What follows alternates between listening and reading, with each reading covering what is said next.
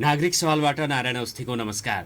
नागरिक सवालमा आज सुदूरपश्चिम प्रदेश ट्राफिक प्रहरी कार्यालय प्रमुख प्रहरी उपरीक्षक प्रवीण धितालसँग कुराकानी गर्नेछु। उहाँलाई मैले स्टुडियोमै निम्त्याएको छु। सुदूरपश्चिम प्रदेशमा गत वर्ष एक वर्षको अवधिमा 196 जनाको सडक दुर्घटनामा परेर ज्यान गएको छ। यसैगरी सडक दुर्घटनाको सङ्ख्या पनि उल्लेखनीय नै रहेको प्रहरीकै तथ्याङ्कले देखाएको छ। गत आर्थिक वर्ष 78-79 को तथ्याङ्कलाई हेर्ने हो भने प्रदेशभरि 673 सवारी साधन दुर्घटनामा परेको तथ्याङ्क छ। सबैभन्दा बढी मङ्सिरमा 98 सवारी दुर्घटनामा परेको तथ्याङ्क ट्राफिक प्रहरीले नै हामीलाई उपलब्ध गराएको थियो र हामीले त्यसलाई समाचार पनि बनाएका थियौँ। मैले अब एसपी साहबसँग कुराकानी चाहिँ के गर्नेछु भने प्रदेशभरको ट्राफिक व्यवस्थापन गर्नको लागि के कस्ता पूर्वाधारहरू अपुग छन्, त्यसपछि जनचेतना लगायतको कुराहरू सरकारी तौरबाट हुने जस्तो सडक पूर्वाधार कुन किसिमको हुनुपर्छ, सवारी चालकले अवलम्बन गर्नुपर्ने न्यूनतम मापदण्ड सुरक्षित रहने उपायहरू के हुन् लगायत अब यो स्थानीय तहको सरकार छ, प्रदेश सरकार छ, सङ्घीय सरकारले ट्राफिक व्यवस्थापनको लागि उहाँहरूलाई चाहिँ प्रदान गर्नुपर्ने उपकरण लगायतका कुराहरू होला सहयोग गर्नु। ती चाहिँ कहाँ कस्तो रचनात्मक आर्थिक भौतिक सबै किसिमको सहयोग आवश्यक हुन्छ र नागरिक स्तरबाट सवारीलाई चुस्त दुरुस्त बनाउनको लागि ट्राफिक व्यवस्थापनलाई सहयोग पुर्याउनको लागि कस्तो अभ्यासहरू अवलम्बन गर्नुपर्छ, यस्तै कुराहरू मैले समग्रतामा कुराकानी गर्नेछु। यहाँलाई स्वागत छ नागरिक सर। धन्यवाद यहाँलाई। सर आराम हुनुहुन्छ? सबै ठिक छ। सुरुमै पनि मैले भनिहालेँ सर, यो गएको आर्थिक वर्षमा सवारी दुर्घटनामा परेर ज्यान गुमाउनेको सङ्ख्या अब योभन्दा अगाडिको पनि तपाईँहरूसँग तथ्याङ्क होला 196 जनाको ज्यान गएछ, 673 सवारी साधन दुर्घटनामा परेछन्। अब योभन्दा अगाडिको चाहिँ यो तथ्याङ्क हेर्दाखेरि चाहिँ के छ, यो घट्दो क्रम हो कि सुदूरपश्चिममा बढ्दो क्रममा छ? यसमा पहिला यो 77-78मा सवारी दुर्घटना सङ्ख्या, हामी दुर्घटना सङ्ख्या मुख्य मान्छौँ 562वटा थियो भने अहिले चाहिँ अब त्यहाँ सायद कहीँबाट टिप्दा मिस्टेक भयो कि यो 78-79 सालको सवारी दुर्घटना सङ्ख्या चाहिँ कमी आएको छ, 501वटा मात्रै भएको छ सङ्ख्यामा कमी आयो, तर मृत्युको सङ्ख्यामा बढेको। यो भन्नाले तपाईँ के बुझ्न सक्नुहुन्छ भने रातिको समयमा मापस गरेर चलाउने, प्रहरीको आँखा चल्ने, कतिवटा ट्राफिक चेकिङ हुँदैन, कतै प्रहरी बाटोमा भेटिँदैनन्, जहाँ चेकिङ हुँदैन अन्धकार बाटो हुन्छ, त्यसबेला भाग्ने जुन प्रवृत्ति छ त्यसमा दुईजना बस्नुपर्नेमा 3जना 4जनासम्म बसेको भेटेको छ। लगत्तै हिजो अस्ति 2-3 दिनको घटनाहरू भने रातिको समयमा 10, 11, 12 बजे जति बेला ट्राफिक बाटोमा हुँदैन, जति चेकिङ हुँदैन, जहाँ लाइट हुँदैन अनि नजिकबाट महापसी गर्ने अथवा अन्य गतिविधि गरेर हिँड्ने त्यो उछृङ्ग गतिविधि छ, त्यसको कारणले पनि दुर्घटनाको सङ्ख्या बढाएको छ र मृत्युमा चाहिँ अहिले सङ्ख्या बढेको देखिन्छ। यो चार पाङ्ग्रे सवारी साधन बढी दुर्घटना भएको देखिन्छ कि यो मोटरसाइकलहरू दुई पाङ्ग्रे? अहिले दुई पाङ्ग्रे नै बढी छ दुर्घटना सङ्ख्यामा। यो जति पनि आएको छ सबै दुई पाङ्ग्रेहरू छ। अनि कार फाटफुट्ट र ठुलो सवारी साधन दुर्घटना पर्दा धेरै सङ्ख्यामा क्षति चाहिँ घाइतेहरूको सङ्ख्या बढेको छ र ठुलो अब पहाडी बेल्टतिर दुर्घटना भयो भने मृत्युको सङ्ख्या बढ्ने हुन्छ। नत्र भने जनरली हाम्रोमा दुर्घटना सङ्ख्यामा चाहिँ दुई पाङ्ग्रे नै बढी देखिरहेको छ। ठुलोमा अब यो चाडबाडको बेला जब चाहिँ बढी लोड हुन्छ। हजुर, चाडबाड प्लस यातायात व्यवस्था कार्यालयबाट अथवा अन्यत्र अनुमति पाउने संस्थाबाट अनुमति नपाएका बाटाहरूमा पनि यातायात सञ्चालन भएको छ। जबरजस्ती गाउँलेहरूको प्रेसरले अथवा अन्य हिसाबले प्रेसरले त्यहाँको प्रशासनले पनि थेक्न नसकेर होला सायद। अब त्यहाँ स्थानीय रुटमा चल्न दिने नदिने लगायत सर्वदलीय मिटिङहरू हुन्छ, सिडिओ कार्यालयबाट प्रशासनिक अनुमति पाउने नपाउने कुराहरू हुन्छ, उहाँहरूले तोक्ने कुरा हुन्छ। तर धेरै जस्तो के छ भने लुकेका एकदम रिमोट एरियाहरू छन्। पहाडी बेल्टमा हाम्रो ट्राफिक जनशक्ति एकदमै न्यून छ। खासै गरी प्रदेशभरि भन्नुपर्दा 200को हाराहारीमा मात्र प्रयोग जनशक्ति छ, ट्राफिक प्रयोग जनशक्ति, जुन एउटा जिल्लालाई चाहिने खालको जनशक्ति त्यो प्रदेशभरि नै छ। पहाडी जिल्लाहरूमा हामी 4 देखि 5 जना पनि पुर्याउन सकिरहेको छैनौँ। त्यसलाई बढाउन हामी प्रदेश हाम्रो प्रदेशसँग समन्वय गरिरहेको छौँ, माग गरिरहेको छौँ। हामीलाई थप मद्दतबाट हामी धेरै चलिरहेको छौँ। हाम्रो ओरिजिनल जनशक्ति त 150 मात्रै छ। भनेपछि हामी थप मध्यबाट जति चलिरहेको छौँ त्यसमा पनि पहाडी बेल्टमा हामीले पर्याप्त जनसङ्ख्या पुर्याउन सकेका छैनौँ। कुनै 1 या 2 ठाउँ मात्र गरेको चेकिङले जिल्लाभरि नै यस्ता हुने गतिविधिलाई नियन्त्रण एकदमै गाह्रो छ। भनेपछि ठुला सवारी साधनको दुर्घटनाको दर हेर्दाखेरि ग्रामीण क्षेत्रमा बढी देखियो। हजुर। अनि यो 2 पाङ्ग्री सवारी साधनको यो दुर्घटनाको दर जिल्लागत रूपमा हेर्दाखेरि कैलाली कञ्चनपुरमै सबैभन्दा बढी कैलाली कञ्चनपुरमै छ, यो 9वटा जिल्लाहरूमध्ये यस प्रदेशमा। अनि यो मोटरसाइकलमा दुर्घटना पर्ने यो साधन र त्यसमा पर्ने व्यक्तिहरूको अध्ययन गर्दाखेरि कस्तो प्रकृतिका मान्छे, यो लाइसेन्सहरू लिएको, गाडी ठिकठाक भएको स्थिति, ओभर स्पिडिङ, बढी मान्छे बसेको हुन्छ कि त्योभन्दा पनि अन्य कुराहरू प्रकृति त यहाँहरूले अध्ययन गर्नुहुन्छ? यस्तो छ, यसमा चाहिँ अलि भर्खर टिनेजदेखि लिएर 20-25-30 वर्षसम्मको मान्छेहरू धेरै परिरहेको छ, जो जिम्मेवार छैन, समाजमा पनि रमाइलो गर्दै हिँड्ने, समाजमा आफ्नो घर परिवारसँग पनि त्यति अनुशासनमा नबस्ने खालको प्रवृत्ति, उच्छृङ्खल गतिविधि गर्ने केटाहरू नै धेरै मैले देखेको छु। धेरैसँग लाइसेन्स पनि छैन र मापसी गरेर घरमा कतिखेर पुग्ने भन्ने घरको कन्ट्रोल पनि नभएको व्यक्तिहरू, किनभने राति 10, 11, 12 बजे जतिर एक्सिडेन्ट हामी परिरहेको छ, हामी उद्धार गर्न गइरहेको छौँ। धेरै जस्तो व्यक्ति मापसी गरेका छन् अनि धेरै जस्तो व्यक्तिसँग लाइसेन्स पनि छैन, 3 जना बसेको फेला परिरहेको छ। अनि हामीले भन्दै दिनभरि रातभरि चेकिङ गर्दै अनुशासन कक्षाहरू चलाउँदै पनि त्यसलाई छल्नलाई उहाँहरू चाहिँ ट्राफिक प्रहरीलाई छल्ने अथवा प्रहरी प्रशासनलाई छलेर त्यो काम गर्नु जुन उद्यत हुनुहुन्छ, त्यसले गर्दा दुर्घटना सङ्ख्या बढाउँदैछ। मैले तपाईँलाई एउटा मात्रै जानकारीले के भने 2-4 महिना अगाडि हाम्रो अत्तरियामा ट्राफिक चेकिङमा एकजना व्यक्ति मापसीमा पर्नुभयो, उहाँलाई हामीले जरिमाना काट्यौँ र अर्को व्यक्ति घरको सम्बन्धित व्यक्ति नभएसम्म हामी गाडी उहाँलाई हस्तान्तरण गर्दैनौँ। अनि उहाँले आफ्नै घर छेउको एकजना व्यक्तिले बोलाउनु भयो फोन गरेर, उहाँको लाइसेन्स नम्बर भएको, लाइसेन्स भएको राम्रो व्यक्ति, नखाएको व्यक्ति भएको चाहिँ उहाँलाई हामी जिम्मा लगाएर पठायौँ, घरसम्म पुर्याउनु सही भन्नु। तर उहाँले के गर्नु भने हाम्रो ट्राफिक चेकिङ पोस्टभन्दा अलि अगाडि पुगेपछि त म चाहिँ जान सक्छु, त जानु पर्दैन भने जिद्दी गर्नु र उहाँ व्यक्तिले पनि छाड्दैनौँ। अनि उहाँले आफै लिएर जानुभयो, अलि अगाडि चौमाला नपुग्दै उहाँ एक्सिडेन्टमा पर्नु र मृत्यु पनि भयो। पछि उहाँको खल्तीमा हेर्दा हामीले नै जरिमाना गरेको रसिदहरू भेट्यौँ अनि हामीलाई सरप्राइज भयो, हामीले नै मापसीमा कारवाही गरेको व्यक्ति कसरी मृत्यु भयो भनेर हेर्दा जसलाई हामीले बुझाएको थियौँ ऊ व्यक्तिबाट झगडा गरेर जिद्दी गरेर उहाँ आफैले फेरि अगाडि ड्राइभिङ गर्नु भनेपछि हामीले मृत्युबाट बचाउन खोज्दै पनि मृत्युको मुखमा पुगेको उदाहरण यो हो एउटा।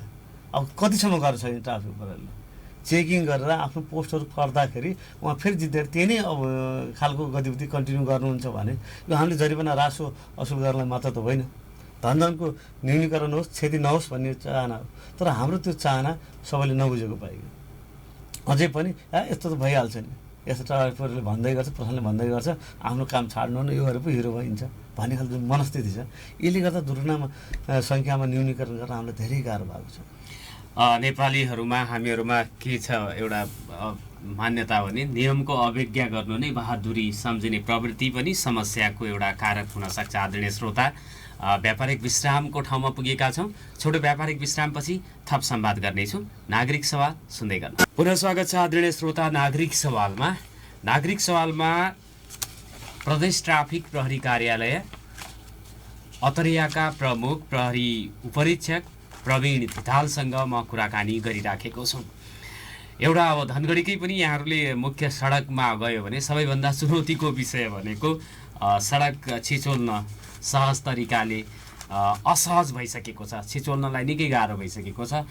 निकै धेरै सवारी साधनको कारणले गर्दाखेरि ई रिक्सा लगायत सवारी साधनहरू पनि बढेको छ, जनसङ्ख्या पनि बढेको छ।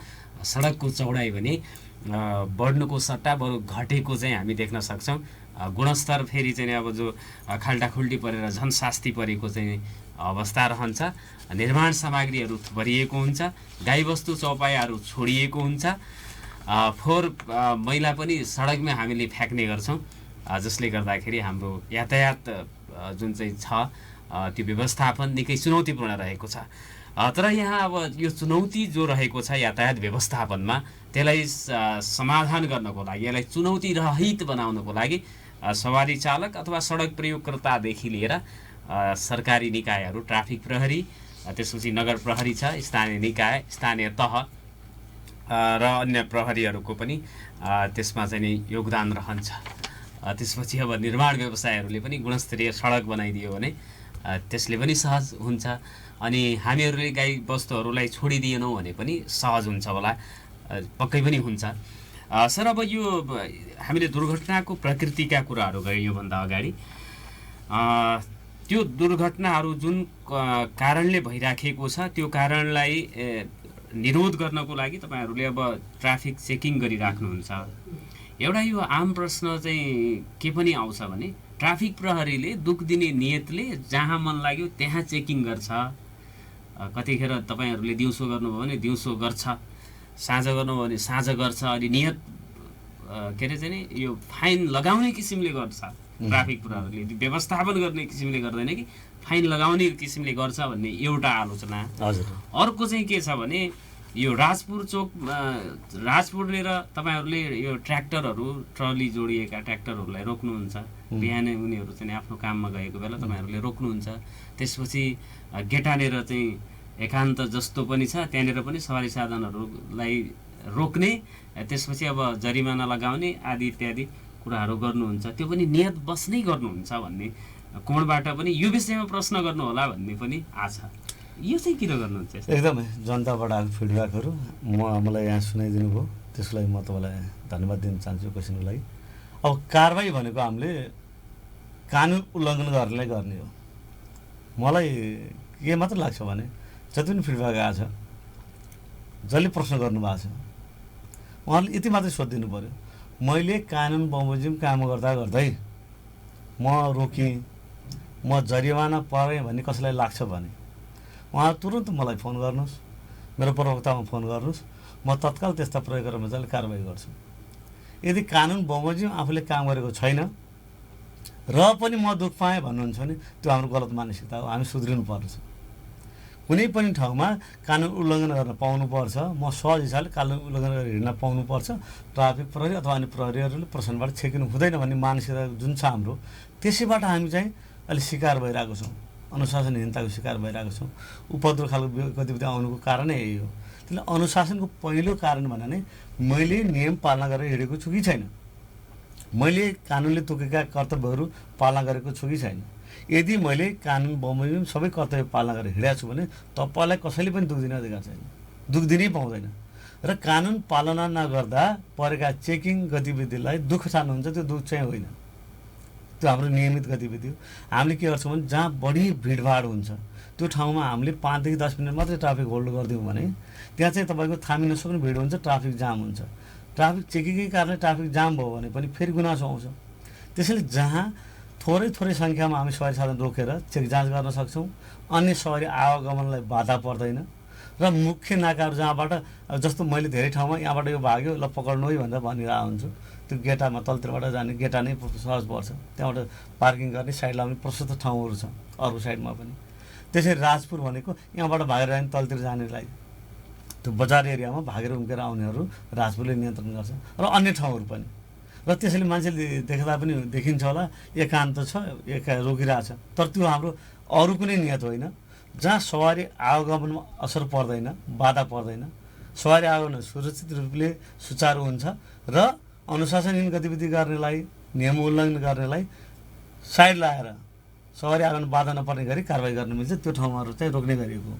र अरू दुःख दिने नियत हो कि भन्ने लाग्छ भने चाहिँ कसैले पनि त्यो छ भने म कहाँ आउनुहोस्, रिपोर्ट गर्नुहोस्। तपाईँले मात्रै के पालना गरिदिनुहोस् भने कानुनले तोकिएका कामहरू पालना गरिदिनुहोस्। कानुन बमोजिम तपाईँले काम गर्दा दुःख पाउनु भएको छ भन्ने रिपोर्ट मात्रै आयो भने म प्रहरीलाई सख्तभन्दा सख्त कारबाही गर्न म तयार छु। यो यहाँको प्रतिबद्धता भयो। अब चाहिँ लागौँ यो सवारी व्यवस्थापनको लागि। अहिले निकै सवारी सङ्ख्याहरू बढेको छ, मोटरसाइकलहरूको सङ्ख्या, त्यसपछि अन्य अब चाटपाङ्ग्री साना सवारीको सङ्ख्या, ठुला सवारी साधनको सङ्ख्या पनि बढेको छ, जसले गर्दाखेरि सडक प्रयोग खास गरेर सहरी क्षेत्रमा ट्राफिक व्यवस्थापन निकै चुनौतीपूर्ण भएको छ। एकदम, चाहे त्यो धनगढी किन नहोस्, अतरिया, महेन्द्रनगर लगायतका बजार क्षेत्रमा जहाँ बढी घना बस्ती छ, सडकको फेरि चाहिँ उही स्थिति छ। यसमा तपाईँहरूको दायित्व यो व्यवस्थापन, ट्राफिक व्यवस्थापन गर्न के पर्छ? ट्राफिक प्रहरीले, नगर प्रहरीले के गर्नुपर्ने हुन्छ। अनि हाम्रो जनपद प्रहरी छ, उसले चाहिँ नि कहाँनिर तपाईँहरूलाई सहयोग गर्नुपर्ने हुन्छ। अब नागरिकका दायित्वहरू त छँदैछ, ट्राफिक नियमको पालना गरे सबै सहज पनि हुन्छ। एकदम यो बढी सवारीको सङ्ख्याले गर्दाखेरि पनि समस्या भयो भनेर स्थानीय तहहरूले भनिराखेको छ। सबभन्दा पीडित चाहिँ धनगढी उपमहानगरपालिका हो यो सन्दर्भमा। त्यसका लागि के गर्दा चाहिँ यो सहज हुन्छ भन्ने लाग्छ? अब यातायात व्यवस्थाले सबै सवारीहरू दर्ता गर्नलाई यातायात व्यवस्था कार्यालयलाई नै मुख्य कार्यालय तोकेको छ भने अहिले स्थानीय सरकार सञ्चालन ऐन 2074 आएको छ। त्यसमा उल्लेख गरेअनुसार स्थानीय सरकार, गाउँपालिका, नगरपालिका, महानगरपालिकाहरूले आफ्नो नगर क्षेत्रभित्र, आफ्नो एरियाभित्र सञ्चालन हुने सवारीहरूलाई रेकर्ड राख्ने, रुट पर्मिट दिने, नवीकरण गर्ने, खारेज गर्ने, भाडा दर तोक्ने, नियमन गर्ने समेतका अधिकारहरू दिएको छ। त्यसको लागि नियमहरू बनाएर, कार्यादेशहरू बनाएर लागू गर्न सक्ने भनेर अधिकार प्रदान गरेको छ। त्यसैले अब अहिले हाम्रो धनगढी उपमहानगरपालिका हेर्नुभयो भने अव्यवस्थित तपाईँ ट्याम्पहरू लहरै देख्नुहुन्छ। कहिलेकाहीँ त जुलुसै निक्ल्या हो कि जस्तो पनि लाग्छ मलाई। अनि एक लाइनमा हिँड्नलाई हामीले चाहिँ उहाँहरूलाई अनुरोध गरेका छौँ, कारबाही गरेका छौँ। तर के छ, सङ्ख्या नै बढी छ। जति नै एक लाइनमा हिँडाए पनि त्यो सङ्ख्या यति बढी छ कि त्यसले अरू सवारी आगमनलाई नै असर पारिरहेको छ। यसको लागि मात्रै म अब नगरपालिका, धनगढी उपमहानगरपालिकासँग के अनुरोध गर्न चाहन्छु भने पहिलाको गतिविधि के थियो, हामी धेरैचोटि रिक्वेस्ट पनि गरेका थियौँ। अब नवनियुक्त मेयरज्यूसँग हाम्रो जिल्ला ट्राफिकबाट समन्वय भइरहेको छ।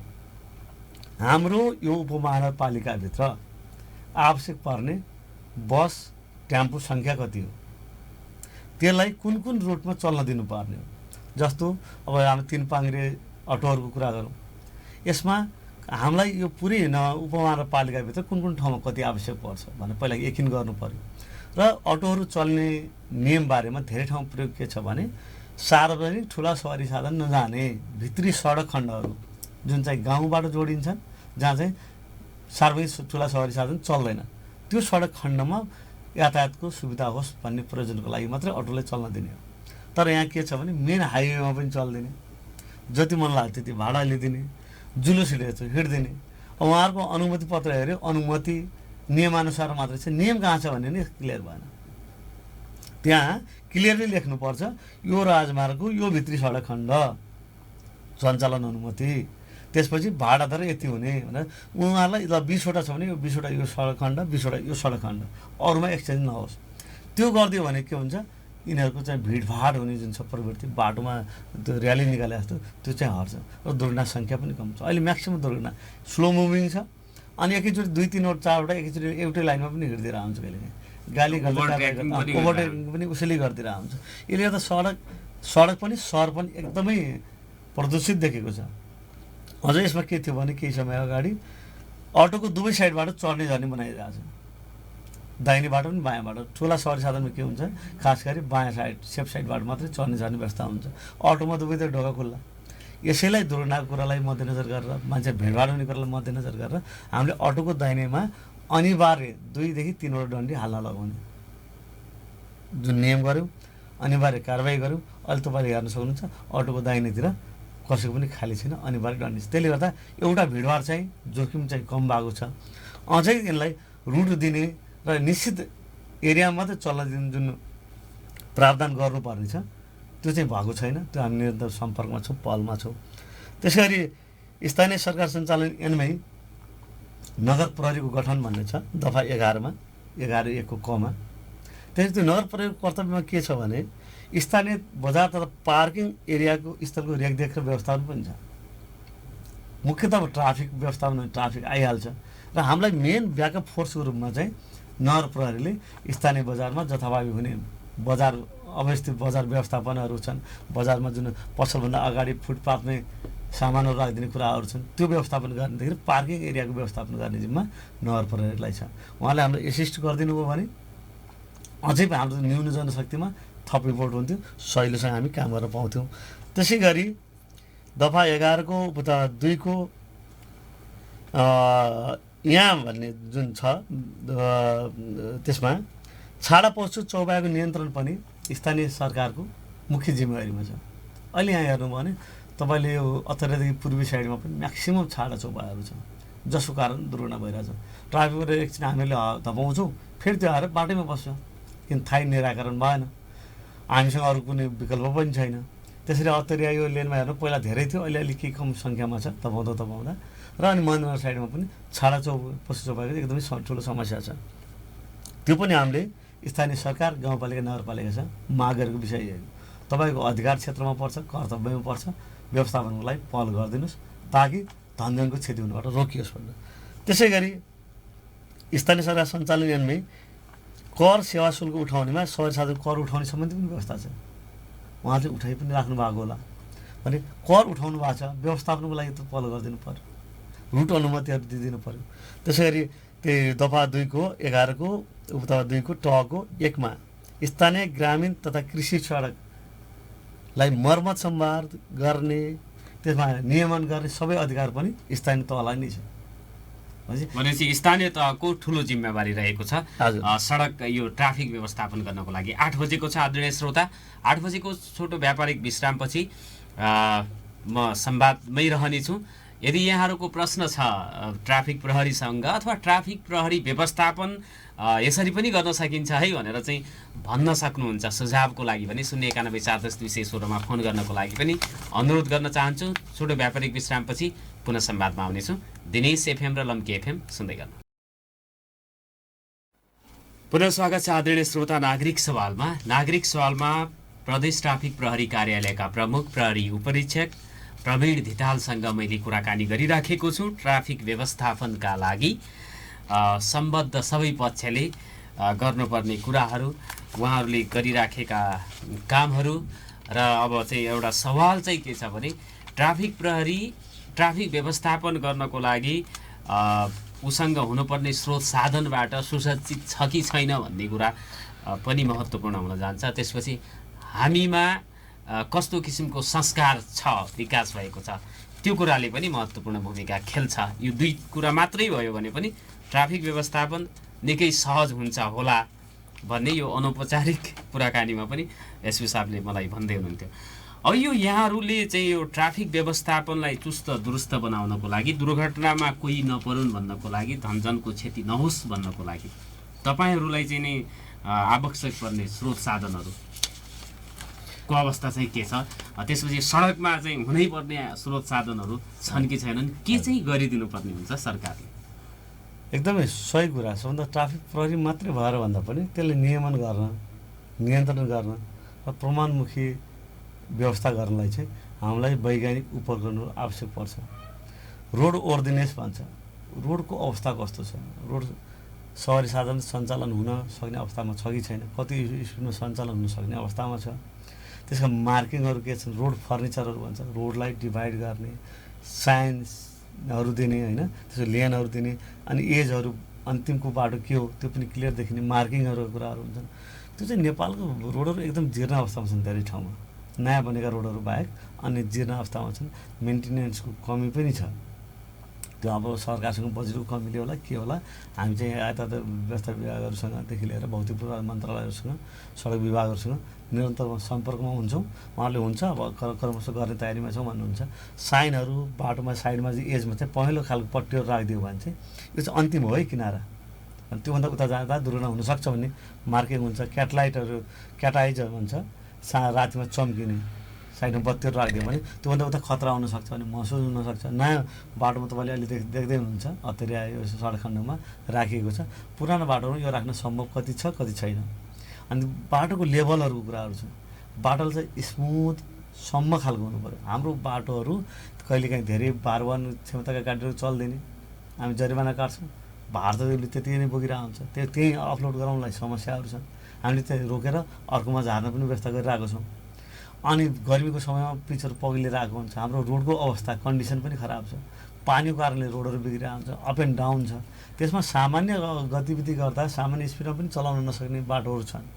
तर पनि हाम्रा सवारी प्रयोगकर्ताहरू फेरि तोकेको स्पिडमा डबलमा चलाइदिनुहुन्छ भने उहाँहरूलाई आफ्नो सुरक्षाको मतलब छैन, अन्यत्रबाट आएको भेहिकलहरूको मतलब छैन, र कमसेकम आफूले पुर्याउनु पर्ने ध्यान के हो त? सवारीमा म बसिसकेपछि मैले पालन गर्नु कर्तव्य के हुन्?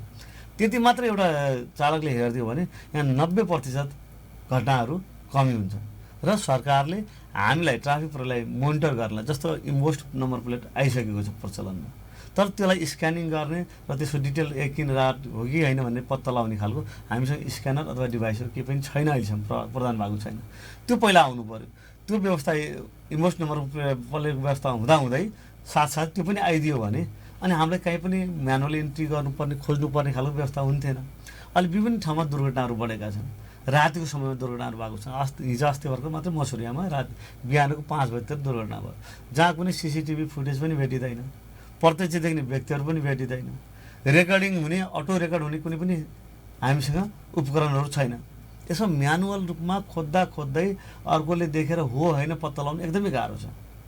भोलि डिजिटल इभेन्टको कुरा हुन्छ, कानुनले के भन्छ भने प्रष्ट प्रमाण नभएसम्म त्यो दोष होइन। यहाँ दोषी भएको व्यक्तिले होइन भन्ने प्रवृत्ति फेरि म्याक्सिमम छ, गल्ती गरेर भाग्ने प्रवृत्ति म्याक्सिमम छ। अनि यस्तो अवस्थामा एकातिर पीडितको ज्यान गइरहेको हुन्छ, अर्को गल्ती गर्नेले चाहिँ प्रमाणको अभावमा उम्किने अवस्थाहरू भइरहेछ। यो त राज्यको कर्तव्य पनि हो। हामी बाटोमा खडिरहेको छौँ उपकरण बिना, हामी भगवान त होइन नि। त्यसैले हामीलाई चाहिने जति उपकरणहरू जस्तै ब्रेथलाइजर मेसिनहरू छ भनेको समयमा काम गर्दैन। हामी विभागसँग पनि मागिरहेको छौँ, अन्यत्र स्थानीय निकायहरूसँग पनि कोअर्डिनेट गरिरहेको छौँ, तर यो माग्नुपर्ने अवस्था नआओस्। हामीलाई चाहिने कति छ ल है, तपाईँलाई काम गर्न चाहिने के उपकरण चाहिन्छन् ल माग्नुहोस् भनेर भनिदिनु पऱ्यो। CCTV क्यामेराहरू बनाइदिनु पऱ्यो, रोड लाइटहरू जडान गरिदिनु पऱ्यो, ताकि CCTVले रातिको समय भएको घटना पनि क्याप्चर गर्न सकोस्। अटो इन्ट्रीको व्यवस्था हुनु पऱ्यो, कुन गाडी कति बजे कतातिर गयो, कुन दिशातिर गयो, ओनरको हो, त्यसको भेहिकल सबै डिटेल हामीलाई प्राप्त हुनु पऱ्यो। हिजो अस्ति भर्खर एउटा मात्रै मैले गाडी नियन्त्रणमा लिएँ, शङ्कास्पद लाग्यो, त्यसको डिटेल पत्ता लगाउन मलाई 3 दिन लाग्यो, 2 दिन लाग्यो, किन बिदाको दिन पऱ्यो, अर्को दिन अब हामीसँग एक्सेस छैन। यातायात व्यवस्था कार्यालयबाट एउटा लिङ्क जहाँ हामीले कुनै पनि गाडी ओरिजिनल हो या डुप्लिकेट हो, चोरीको हो अथवा कुनै अवैध गतिविधि भइरहेछ भने हामीलाई शङ्का लाग्यो भने त्यहाँ हामी तत्कालै स्पटमा हेरेर फाइन गर्न सक्यौँ भने हामी त्यो गर्ने गतिविधि गर्ने व्यक्ति सहितलाई नियन्त्रणमा राख्न सक्छौँ। तर हामीलाई के छ, कहीँबाट खबर आउँछ यो गलत हो, त्यो पत्ता लगाउन हामीलाई 2 दिन लाग्छ। त्यो 3 दिन व्यक्तिलाई होल्ड गर्दा हाम्रो झगडा नै पर्छ। अझै उस्तै हो भने उनीहरूलाई धेरै दबाब पनि खेप्नुपर्छ। भने हामी बाटोमा हामीलाई छाडिदिएर मात्रै भएन, ट्राफिक प्रहरीलाई चाहिने सम्पूर्ण उपकरण दिइदियो भने हामी प्रविधिक रूपले दक्ष भयौँ भने साँच्चै राम्रो सुधार हुन सक्थ्यो। त्यसरी बाटोको कन्डिसनहरू, बाटोमा राख्नुपर्ने साइनहरू, बाटोको रोड ओर्डिनेन्सहरू, रोडका फर्निचरहरू, बाटोमा चाहिने साइन सिम्टम सबै डिभाइडरहरूदेखि सबै कुराहरू त्यो पनि अब सडक विभागदेखि लिएर यातायात भौतिक पूर्वाधार मन्त्रालयदेखि लिएर उहाँहरूले गरिदिनु भयो भने हामीसँग समन्वय गरेर हामी अझै आभारी हुने थियौँ। त्यसरी रोड प्रयोगकर्ताको त अल्टिमेट दायित्व हो नै, उहाँलाई कानुनले तोकेको अनुसार जुनसुकै बाटोमा पनि सवारी मध्येमा सबैभन्दा दुर्घटनामा मुख्य अग्रस्थानमा आउने 2 पाङ्ग्रे सवारी साधन मोटरसाइकल, जसलाई कानुनले 50 किलोमिटरभन्दा बढी गति तोकेकै छैन जस्तोसुकै राजमार्गमा पनि। अनि अब त्यो सबैभन्दा मोटरसाइकलहरू नै यहाँ तीव्र गतिमा दौडिदिने, त्यो भनेको फेरि थाहा पाएको वर्ग नै पर्छ। मोटरसाइकल चढ्ने तपाईँको टिनेज हेर्नुहोस्, स्कुल क्याम्पस जाने, स्कुल क्याम्पस भने एउटा शैक्षिक अवस्थाको राम्रै लेभलको मान्छेहरू हो, तर स्कुल क्याम्पस जाने व्यक्तिहरू हाम्रो विद्यार्थी भाइ बहिनीहरू, किशोर अवस्थाको भाइ बहिनीहरू जसलाई देश बनाउने जिम्मेवारी छ, उहाँले नै भन्नुहुन्छ देश युरोप अमेरिका जस्तो भएन, नेपाल बिग्रियो भन्नुहुन्छ, तर आफूले पालना गर्नुपर्ने कामहरू बाटोमा पालना गर्दैनहुन्न। उहाँले मात्र नियम पालना गरिदिनु भयो, समाजमा यो अरूलाई उदाहरण बनिदिनु भयो भने अरू बाँकी सबै धेरै सहिलो छ। नजानेको व्यक्तिलाई सम्झाउन सकिन्छ, सिकाउन सकिन्छ। जानी गल्ती गरेपछि त्यहाँ चाहिँ हामीले बचाउन गाह्रो छ। मैले अघि पनि तपाईँसँग एउटा उदाहरण भने, एकजना भाइलाई उहाँ 220 पल्सर चलाउँदै हुनुहुन्थ्यो, सिसा मोडेर, जुन सिसा पछाडिबाट आएको अब्जेक्ट हेर्नलाई दिएको आफ्नै सुरक्षाको लागि हो, त्यो मोडेर चलाउने र स्टाइलिस भन्ने जुन प्रवृत्ति छ त्यो नै हानिकारक छ, अनुशासनहीनता पनि हो र आफ्नै सुरक्षालाई बेखबर गरिराख्नु भएको। त्यो खोल्नुहोस् भन्ने मेरो आग्रहमा उहाँले 2 चोटि आग्रह मान्नुभयो, तेस्रो चोटिमा आग्रह मान्नुभयो, मैले उहाँलाई धन्यवाद पनि दिएँ, राम्रोसँग यसरी चलाउनु होला। तर उहाँले फेरि अलि अगाडि गएर हामीलाई नै देखाएर त्यो सिसा मोड्नु भयो, फेरि पुरानै अवस्थामा ल्याउनु भयो, उहाँले खोल्नु भएन। अनि उहाँलाई अनि हामी तल रोकेर प्रहरीले गरेको आग्रह, तपाईँको सुरक्षाको लागि गरेको आग्रह किन मान्नु भएन भने उहाँ हामीसँग वाद विवादमा उत्रिन थाल्नुभयो। तपाईँसँग प्रमाण के छ, मैले तिरेको करबाट तपाईँ तलब खानु, जुन त्यो प्रसङ्गसँग कुनै पनि सान्दर्भिक छैन। उहाँले सिसा खोल्नु, उहाँको सुरक्षा र करबाट तिरेको तलब खानु दुईवटा एकामा पर्यायवाची शब्द नै होइन। आफ्नो दायित्व पुरा गर्नु भएको छैन, जनताले तिरेको करबार तलब खानुहुन्छ भन्ने त्यहाँ क्वेसन कुनै दायित्व नै छैन। त्यस्ता खालको गैर जिम्मेवार कुराहरू गर्न थालेपछि मैले चाहिँ उहाँ वाद गर्नु काम छैन भनेर जिल्ला प्रहरी कार्यालय थप मद्दत बोलाएर उहाँलाई अहिले मुद्दा चलाउनु पठायौँ। यसरी कानुन पालना नगर्ने, ट्राफिक प्रहरीले भनेको राम्रा कुराहरूलाई पनि नमान्ने, अटेरी गर्ने, वाद उतार्ने, हातपात गर्ने लगायतका 17जनालाई चाहिँ हामी मुद्दा चलाएर कारबाही गरेका छौँ। यो कारबाही गर्नु हाम्रो बाध्यता हो, रहर चाहिँ पक्कै पनि होइन, किनभने कसैलाई पनि थुन्न नपरोस्। तर के छ, अनुशासनको मामलामा एकदम उदण्ड प्रवृत्ति राख्ने, ट्राफिक अथवा प्रशासनले भनेको राम्रा कुराहरू, आफ्नै सुरक्षाको कुराहरूलाई पनि नटेर्ने र नटेर्दा हिरो भइन्छ भन्ने जुन प्रवृत्ति छ यसलाई त्याग्न जरुरी छ। हामी देश चाहिँ युरोप अमेरिका खोज्ने, तर कानुनले आफूलाई तोकेको कुनै पनि कर्तव्य पालना नगर्ने, अनुशासनहीन गतिविधि मात्रै गर्ने, सानो कुरामा पनि उदण्डता प्रस्तुत गर्ने, मारपिटमा उत्रने, हल्लामा उत्रने जुन हाम्रो प्रवृत्ति छ यसैले गर्दा हामी पछाडि परेका छौँ। हाम्रो मात्र आग्रह के हो भने तपाईँहरू कानुन पालना मात्रै गरिदिनुहोस्, केही छन् अझै गर्न बाँकी भने हामीसँग सहकार्य गरौँ, ताकि हामी यो समाजलाई व्यवस्थित बनाउन सकौँ, सुन्दर बनाउन सकौँ। त्यसरी यातायात सञ्चालकहरू जति पनि हुन्छ ठुला मझौला उहाँहरू पनि आफ्नो दायित्व सोधिदिनु पऱ्यो। भाडा र कमाइ मात्रै सबै कुरा होइन, एकछिनको प्रतिबद्धता छाडिदिनुहोस्। तपाईँ हाम्रो यो समाज हो, बाहिरको व्यक्ति आएर बाटोमा हेर्ने बित्तिकै बाटो नै समाजको ऐना हो। यहाँ चाहिँ सुदूरपश्चिम प्रदेशको मुख्य प्रवेशद्वार नै धनगढी र कञ्चनपुर हो। विदेशी पर्यटकहरू, हामी छिमेकी राष्ट्रको पर्यटकहरू भित्रिने ठाउँ पनि हो। यहाँको बाटोको अवस्था, सवारी सञ्चालनको अवस्थाहरू हेर्दा मान्छेले यो समाजको परिकल्पना गर्छ कस्तो छ भनेर। बिकज उहाँलाई सौहार्दता देखिएन भने अनि घुम्न आउने पर्यटक किन आउनु त? उद्गम स्थलबाटै मन खिन्न भएर फर्किने अवस्था छ। त्यसैले तपाईँहरूले यहाँ सौहार्द वातावरणमा कुराकानी गरिदिने, अतिथि देवो भवलाई पालना गरिदिने, अर्कोलाई रेस्पेक्ट गरिदिने, आफ्नो अनुसार पालना मात्रै गरिदिनु भयो भने यसले धेरै ठुलो म्यासेज जान सक्छ। हामी एउटा सभ्य वर्गमा परिणत हुन सक्छौँ, ताकि हाम्रा धनजनको क्षति पनि न्यून हुन्छ, बाहिरबाट हामीलाई अरू मान्छेले हेर्ने दृष्टिकोण पनि परिवर्तन हुन्छ। सबैले सुदूरपश्चिम भनेर हेपिएको होइन, सुदूरपश्चिम सम्भावनाको क्षेत्र हो, सुदूरपश्चिम साँच्चीकै सुन्दर सुदूरपश्चिम छ भन्ने खालको म्यासेज दिनलाई तपाईँ हामी एक भएर काम गर्नै पर्ने हुन्छ।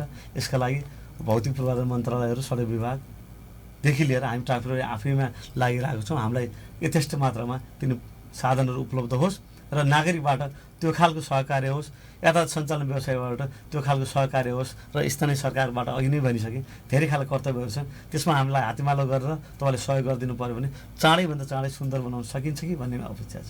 यो ट्राफिक नियमको उल्लङ्घन गर्नेमा सबैभन्दा बढी दुई पाङ्ग्रे सवारी चालकहरू मात्रै पर्छन् कि त्यसको तुलनामा अब सडक दुर्घटना बढाउने किसिमले यो ठुला सवारी साधनहरूले पनि काम गरिराखेको हुन्छ नियम विपरीत?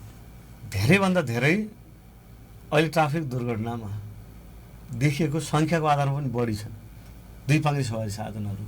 त्यसरी तीन पाङ्ग्रे अटोहरू पनि जो आवाज पनि आउँदैन, धेरै इलेक्ट्रिक खालको पनि छ, तत्कालै जथाभावी मोड्दिने, जहाँबाट मन लाग्यो त्यहीँबाट मोड्दिने।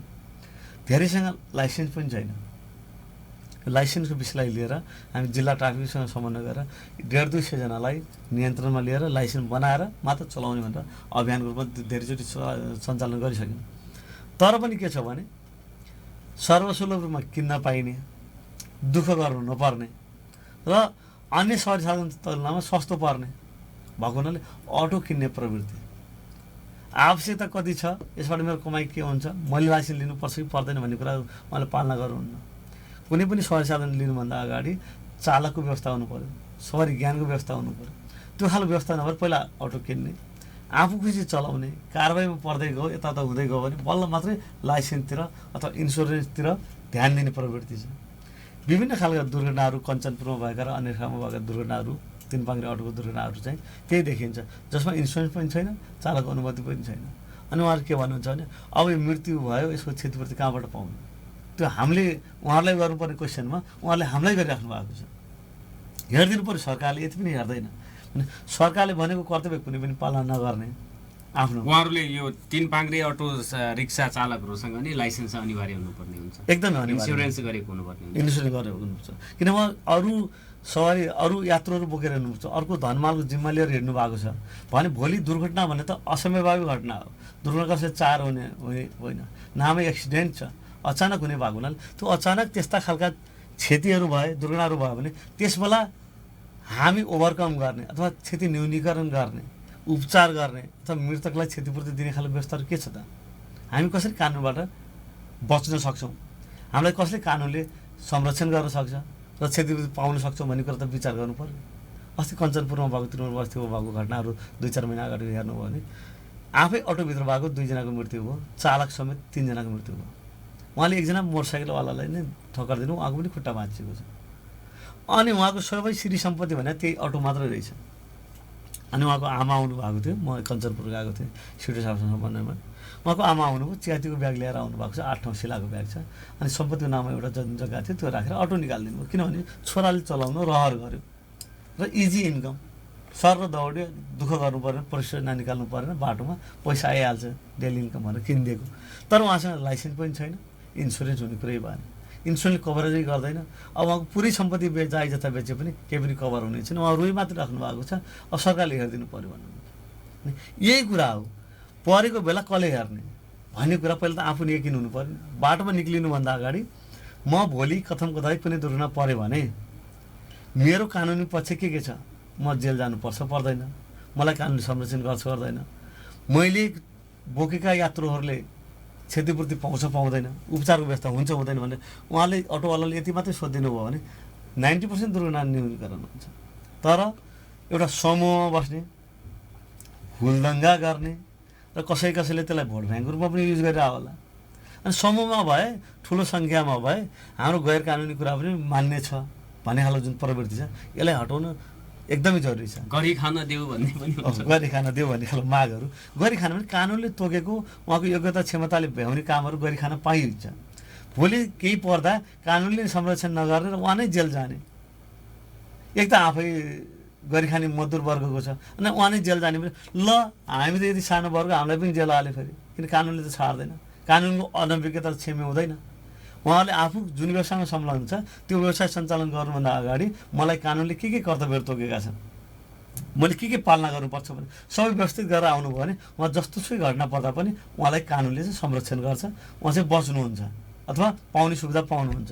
तर कानुनले तोकेका कुनै पनि कुराहरू नसोचेरै नहेरेर अध्ययनै नगरेर आफू चाहिँ बाटोमा आउनु भएको छ भने परेको बेला त कसैले पनि बचाउन सक्दैन।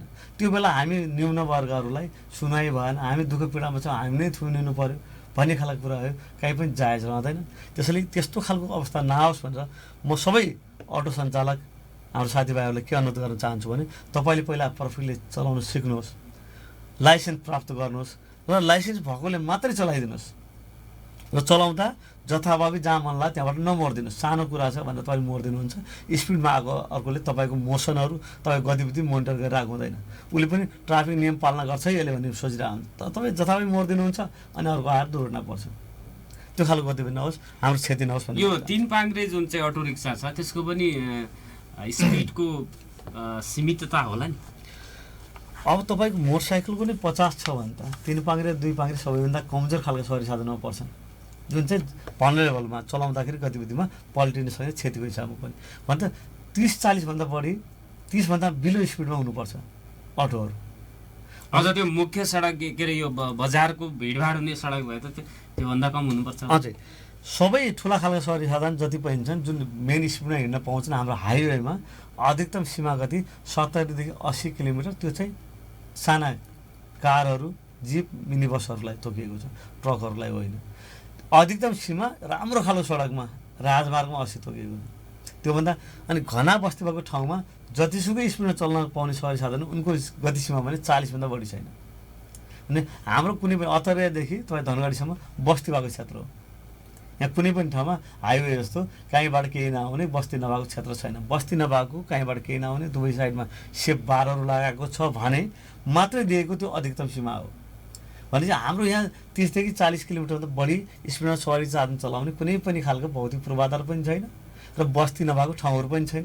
त्यसले मैले सबैलाई अनुरोध गरेँ, सेफ भनेकै न्यूनतम गति जति हुन्छ हाम्रो त्यसले नै हाम्रो सेफ हो। त्यो हामी जति न्यूनतम गतिमा चलाउँछौँ, जति कम गतिमा चलाउँछौँ, हामी पुग्ने सुरक्षित पुग्ने अवस्था पनि त्यति नै रहन्छ। तीव्र गति जीवन क्षति भनेर पहिलेदेखि हाम्रो जुन भनाइ छ त्यसलाई सम्पूर्णले पालना गरिदिनु भने अझै राम्रो। त्यसै ब्रेकिङ डिस्टेन्सको कुराहरू पनि मैले धेरै यसमा उल्लेख गर्न चाहेँ। एउटा सवारीदेखि अर्को सवारी साधनले राख्नुपर्ने दूरी, कायम गर्नुपर्ने दूरी, त्यो कसैले पनि यहाँ पालना गरेको पाइँदैन। युएनको रुल के छ भने तपाईँ कति स्पिडमा गाडी चलाउँदै हुनुहुन्छ त्यो स्पिडको अनुसार 2 सेकेन्डको ब्रेकिङ डिस्टेन्स राख्नुहोस् भनेर भन्छ। भने तपाईँ 60 किलोमिटरमा गाडी चलाउँदै हुनुहुन्छ लगभग 30 मिटरको हाराहारी ब्रेकिङ डिस्टेन्स अर्को सवारीबाट दूरी राख्नु। त्यो भनेको हो भने तपाईँले जुनसुकै अवस्थामा अगाडिको सवारीले अचानक ब्रेक हान्यो, अचानक बाटो कसैले क्रस गर्यो, अचानक गाडी बिग्रियो, अचानक गाडी ठोक्कियो भने तपाईँले अचानक हान्नु पर्दा पनि ब्रेक त्यति डिस्टेन्स कायम राख्दाखेरि तपाईँ गएर अर्को गाडीसँग ठोक्किनु हुँदैन र धनजनको क्षति हुँदैन भनेर सेफ ब्रेकिङ डिस्टेन्सको 2 सेकेन्डको दूरी तपाईँले हिसाब गर्नुहोस्। तपाईँले कतिमा गाडी चलाउँदै हुनुहुन्छ त्यसको 2 सेकेन्डको तपाईँले दूरी कायम गर्नु भने तपाईँ कहिल्यै पनि कुनै हिसाबमा दुर्घटना पर्नु हुँदैन। तर यहाँ के छ त अगाडिको सवारी साधनले आँखा देखेको छैन, बाटो कहिले कसैले क्रस गर्दैछ, एक्कासी उसले रोकिदियो भने पछाडिको गाडी गएर त्यहीँ ठोकिहाल्छ अनि उसले अगाडिकोलाई नै दोष दिन्छ फेरि, किनभने अचानक उसले गाडी रोकिदियो। मैले त आफ्नै स्पिडमा चलाइरहेको थिएँ भन्ने खालको जुन हाम्रो मान्यताहरू छन् यिनी मान्यताहरू गलत हुन्। हामी अर्कोबाट सेफ बसौँ, अर्कोले अचानक पर्छ एक्सपेक्ट द अनएक्सपेक्टेड भन्ने खालको उखानै छ। जहिले पनि ड्राइभिङमा सेफ ड्राइभिङमा हामीले युएनमा तालिम लिँदा पनि के भन्छ भने हुन सक्दैन भन्ने कुराहरू हुनसक्छ भने तपाईँ बाटोमा हिँड्नुभयो भने तपाईँ जहिले पनि सेफ हुनुहुन्छ। कुनै पनि कुरा हुन सक्दैन सबै सेफ छ भने सोच्नु भने जहाँ पनि दुर्घटना हुनसक्छ। त्यो जुनसुकै ठाउँमा यो यहाँबाट मान्छे क्रस गर्दैन है भन्ने ठाउँ पनि गर्न सक्छ है, एप्रोच हुनसक्छ है, गाई गोरु आउन सक्छ है, अन्य कुराहरू हुनसक्छ, हाम्रो यहाँ हुने गतिविधिहरू हुन सक्छन् भने तपाईँ हिँडिदिनु भने तपाईँ जहिले पनि गन्तव्य सुरक्षित हुन्छ, यात्रा सुरक्षित हुन्छ र दुर्घटनाबाट हामी बस्न सक्छौँ। यो संवादको लागि हामीलाई समय दिनुभयो सर। हाम्रो निर्धारित समय पनि सकिएको छ। जाँदा जाँदै के छ बाँकी छुटेको भन्नुपर्ने? अब मैले तपाईँको पोहोर र अहिलेको हाम्रो जुन ट्राफिक रासु कारबाही सङ्ख्या छ लगभग 74,52,000ले वृद्धि भयो। यो रासु बढ्नु हामीलाई खुसी त होइन नि, यो पनि सडक प्रयोगकर्ताहरू गलत धेरै बढिरहेको छन्, गल्ती गर्ने प्रवृत्ति बढेको छ। यो कारबाही गर्नु हामीलाई खुसी होइन। यो सङ्ख्या 0 बनाउनु पायो भने, कारबाहीको सङ्ख्या 0 बनाउनु पायो भने मलाई खुसी हुन्छ। बिरलै मात्रै भेट्यौँ सडक नियम उल्लङ्घन गर्दा, बिरलै मात्रै भेट्यौँ। हामीले कसैलाई पनि छुचो व्यवहार गर्न नपरोस्, बाटोमा कसैलाई पनि छेकेर रोकेर नराम्रो व्यक्तिसँग तपाईँले यस किन गर्नु भएन भनेर हामी इरिटेट हुने खालको, ट्राफिक प्रहरीले एउटै कुरा बारम्बार सम्झाउँदा दिक्क हुने खालको प्रवृत्ति जुन छ त्यो हुन नपरोस्। तपाईँले कानुन पनि सबै कुरा पालना गरिदिनु भयो भने हामी हाँसी तपाईँले व्यवहार गर्न तयार छौँ। अहिले पनि हाँस्न कोसिस गर्दैछौँ, अझै हाँस्ने वातावरण बनाइदिनुहोस्। यो समाज तपाईँ हाम्रो, जिम्मेवारी तपाईँ हाम्रो, स्थानीय निकायदेखि सडक प्रयोगकर्तादेखि लिएर हामीहरू सबै मिल्यौँ भने हाम्रो लक्ष्य टाढा छैन। चाँडैभन्दा चाँडै हामीले सोचेको सुन्दर समाज पाउन सक्छौँ, सुरक्षित सडक पाउन सक्छौँ भन्ने हाम्रो अभिलाषा। यो समय र संवादको लागि यहाँलाई धेरै धेरै धन्यवाद। आफ्नो महत्त्वपूर्ण कुराहरू राख्ने अवसर दिनुभएकोमा यहाँलाई धेरै धेरै धन्यवाद। अझै पनि सब तपाईँको आएका प्रतिक्रिया जिज्ञासाहरू राखेर मलाई बोलाइदिनुहुनेछ भन्ने म अपेक्षा गर्दछु। आदरणीय श्रोता, भोलि अर्को विषयवस्तु र प्रसङ्गमा कुराकानी गर्न आउनेछु। आजलाई भने बिदा दिनुहोस्। नमस्कार, शुभ दिन।